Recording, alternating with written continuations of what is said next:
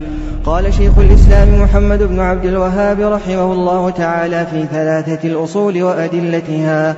بسم الله الرحمن الرحيم. الحمد لله رب العالمين والعاقبة للمتقين والصلاة والسلام على رسوله الكريم وعلى آله وأصحابه أجمعين. أما بعد، السلام عليكم ورحمة الله وبركاته. بعد حمد الله سبحانه وتعالى ودرود بپایان و پیامبرمون محمد صلى الله عليه وسلم. أما بعد، أصل الثاني معرفة دين الإسلام بالأدلة. أصل دوم معرفتی شناخت دین اسلام با دلیل هایش. محمد بن عبدالوهاب رحمه الله دین اسلام را یعنی از دلیل های قرآن و سنت بیان میکند. میگوید که و هو الاستسلام لله بالتوحید و انقیاد له بالطاعه و براءت والخلوص من الشرك و اهله. اسلام این تسلیم شدن از برای الله تعالی به توحیدش و پای در پای عمل کردن به طاعتش و بیزاری جستن از شرک و از اهل شرک و اخلاص داشتن عملهایی که در دین است، در شریعت اسلام است. اخلاص داشتن یعنی خالص کردن همین عملها را از برای الله سبحانه و تعالی. وهو ثلاث مراتب الاسلام والایمان والاحسان. و این سه مرتبه دارد: اسلام و ایمان و احسان. و كل مرتبة لها أركان، فأركان الإسلام خمسة. والدليل من السنة حديث ابن عمر رضي الله عنه قال رسول الله صلى الله عليه وسلم: بني الإسلام على خمس: شهادة أن لا إله إلا الله وأن محمدا رسول الله وإقام الصلاة وإيتاء الزكاة وصوم رمضان وحج البيت. و هر مرتبه برای او ارکان است. پس ارکان اسلام 5 است. دلیل از سنت حدیث ابن عمر راضی باشد از او الله گفت رسول الله صلی الله علیه و سلم بنیاد شدگی هست اسلام بر 5 چیز: شهادت اینکه نیست الهی برحق مگر الله و اینکه البته محمد رسول الله است و برپا داشتن نماز، دادن زکات، روزه داشتن و حج خانه الله. و دلیل قوله تعالی ان الدین عند الله الاسلام و قوله تعالی و من یبتغی غیر الاسلام دینا فلن یقبل منه و هو فی الاخره من الخاسرین. دلیل سخن الله سبحانه و تعالی البته دین در نزد الله تعالی این اسلام است. غیر دین اسلام یگان دین در نزد الله سبحانه و تعالی قبول نیست، منسوخ است. خیلی که پیش از این دین نصرانی دین حق بود. بعد از اونی که پیامبر صلی الله علیه و سلم اومد، دین اسلام دیگر دین ها منسوخ می شود و هر کسی که امروز در دین نصرانی هست، در دین یهودی هست، در دیگر دین ها است، چی است؟ اینها کافر هستند. و کسی که و من یبتغی غیر الاسلام دینا، برای خودش راضی میگیرد غیر دین اسلام را دین، پس هرگز قبول کرده نمی شود از او و او در آخرت از زیانکاران خواهد بود. و دلیل شهادت قوله تعالی شهید الله انه لا اله الا هو والملائکه و اولو العلم قائما بالقسط لا اله الا هو العزیز الحکیم. الله گواهی داد، یعنی آشکار ساخت که هیچ معبودی نیست مگر او و ملائکه ها و صاحبان دانش گواهی دادند، در آن حالی که الله به عدل تدبیر کننده عالم است. هیچ معبودی برحق نیست مگر او بجز الله و او غالب و استوارکار است. و معناها لا معبود بحق الا الله. و معنای این که نیست معبودی برحق مگر الله، لا اله یعنی نافیا جمیع ما یعبد من دون الله.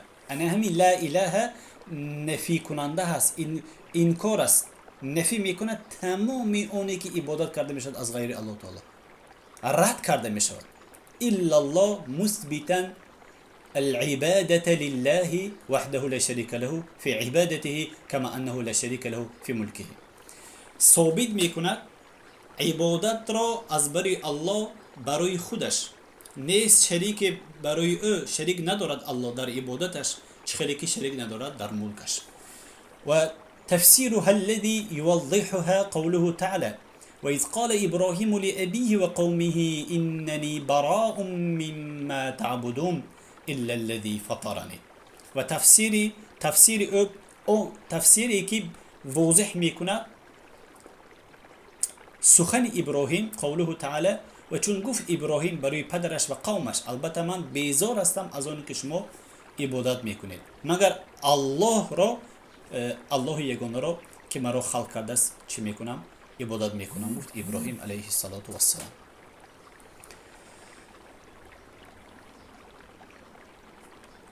قل يا أهل الكتاب تعالوا إلى كلمة سواء بيننا وبينكم ألا نعبد إلا الله ولا نشرك به شيئا ولا يتخذ بعضنا بعضا أربابا من دون الله فإن تولوا فقولوا اشهدوا بأننا مسلمون.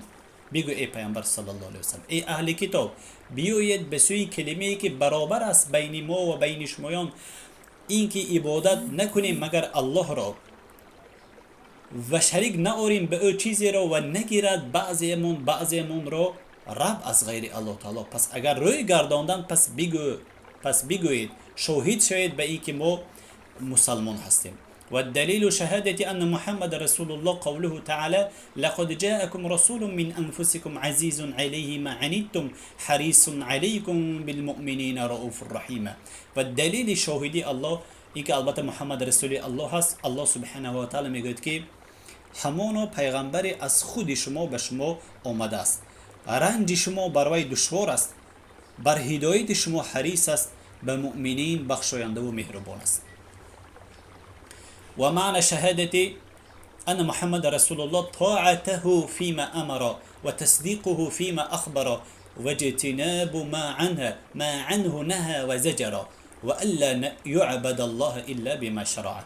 ومعنى شهادت این که شهادت دادن این که البته محمد رسول الله است، طاعت او در آنی که امر کرده است و تصدیق او در آنی که خبر داده است و دوری جستن از آنی که نهی کرده است و زجر کرده است و اینکه عبادت کرده نشود مگر الله را به آن چیزی که مشروع است، به آن چیزی که شریعت مشروع کرده است. و دلیل الصلاة و الزکاة و تفسیر التوحید قوله تعالى: وما أمروا إلا ليعبدوا الله مخلصين له الدين حنفاء ويقيموا الصلاة ويؤتوا الزكاة وذلك دين القيمة. دلیل نماز و زکات و تفسیر توحید سخن الله سبحانه و تعالی امر نکرده مگر اینکه عبادت کنند الله را خالصانه از بری او و برپا دارند نماز را و بدهد زکات را و این هست دین راست. و دلیل الصيام قوله تعالی: یا ایها الذين آمنوا كتب عليكم الصيام كما كتب على الذين من قبلكم لعلكم تتقون. دلیل روزه داشتن از سخن الله سبحانه و تعالی: ای کسانی که ایمان آوردید کتابت شد فرض شد برای شمایان روزه چگونه ای که فرض شده بود بر کسانی که پیش از شما بودند شاید که شما پرهیزگار شوید. و دلیل حج قوله تعالی: ولله على الناس حج البيت من استطاع إليه سبيلا ومن كفر فإن الله غني عن العالمين. و دلیل حج این که سخن الله سبحانه و تعالی از بری الله بر مردمان حج فرض شد بر کسی که استطاعت داشته باشد، قدرت داشته باشد، و کسی که کافر شد به الله پس البته الله تعالی غنی است از عالمیان. و آخر دعوانا ان الحمد لله رب العالمين.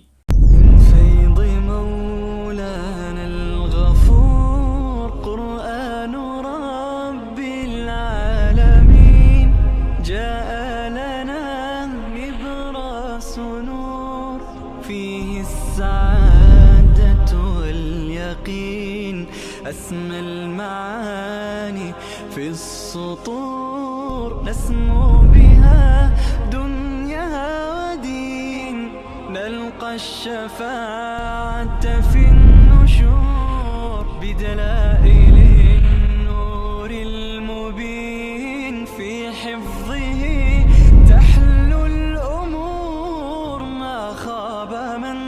يرجو المعين نلقى الشفاعة في النشور بدلائل النور المبين بدلائل